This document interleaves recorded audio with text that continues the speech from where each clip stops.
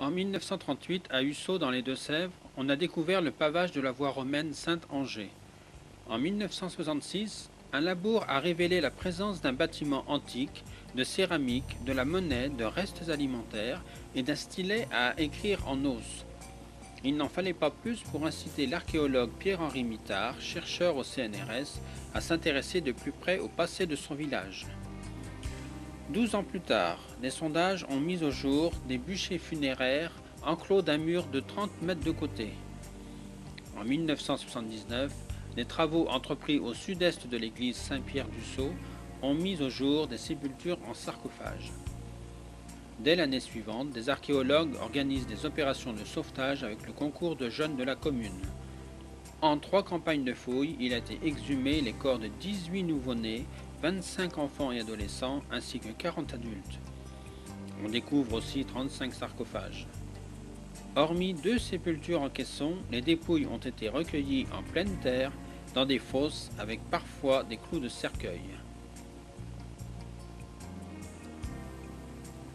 Le centre culturel du Sceau, aménagé à 2 pas de l'église Saint-Pierre et de la mairie, regroupe les principales découvertes archéologiques faites dans la commune. En remettant en situation des sarcophages médiévaux, les concepteurs du musée ont créé un lieu pédagogique dans lequel ils rappellent l'archéologie et ses méthodes, en insistant sur son apport à l'histoire d'un village vieux de 2000 ans. Ils retracent aussi les pratiques funéraires de la préhistoire à nos jours. Le calcaire des sarcophages du Sceau proviendrait de la commune vendéenne de Benay, située à 20 km. Le plus souvent, la pierre est taillée directement dans la carrière d'extraction. À Ussat, il a été constaté que des éléments d'architecture ont été transformés en sarcophages, comme cette colonne romaine.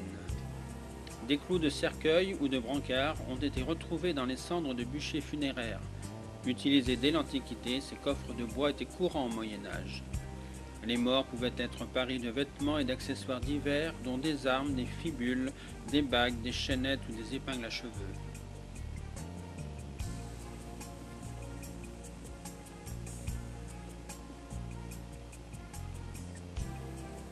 Sur les 75 sépultures fouillées à Ussat, datées approximativement du XIe au XIIIe siècle, 5 tombes comportaient du mobilier funéraire. Ces objets donnent une idée du niveau de vie du défunt. Les vases funéraires, souvent percés pour servir de diffuseurs, contenaient soit de l'eau bénite pour chasser les démons, soit des charbons pour purifier l'air comme l'encens. La vaisselle sert à étudier le mode de vie, l'activité artisanale et commerciale des différentes périodes d'occupation d'un site. Leur marque de fabrique permet d'établir des cartes sur les échanges commerciaux. Les reliefs alimentaires nous renseignent sur les activités agraires, la végétation et la faune. On connaît les pratiques agricoles et les activités artisanales grâce au matériel découvert, dont des clous et des lames de couteau.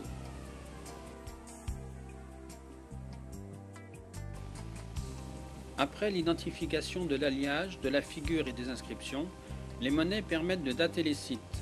À Ussat, on a découvert des as portant l'effigie des empereurs Auguste, Tibère, Agrippa, Claude et Vespasien. Ces pièces ont été fabriquées à Lyon ou à Nîmes. On a également mis au jour une pièce appelée Antoninianus, datant du IIIe siècle. Et bien avant la première campagne de fouilles, il a été mis au jour vers 1907 à Ussat la plus ancienne sculpture sur pierre découverte en Poitou-Charentes. Il s'agit d'une plaquette représentant des dieux gaulois de la fécondité. Elle date du 1er siècle avant Jésus-Christ ou du début du 1er siècle après Jésus-Christ.